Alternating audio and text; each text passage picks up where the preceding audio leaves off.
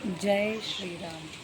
ఈరోజు వర్షం పడుతుంది. శ్రీరామనవమి రోజు అంటే ఈవినింగ్ వరకు చూసి అయ్యో వర్షం పడట్లేదు, వర్షం పడుతుంది అన్నారు కదా అనుకున్నాను.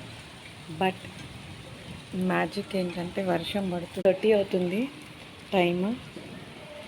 సో ఇంకా పడదని నేను డిసైడ్ అయిపోయాను.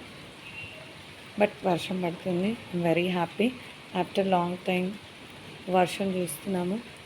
నీళ్ళు లేవు, బోర్లు అన్నీ ఎండిపోతున్నాయని శ్రీరాముడు మనకి వాటర్ ఈ విధంగా వర్షం ఇస్తున్నాడు అనమాట.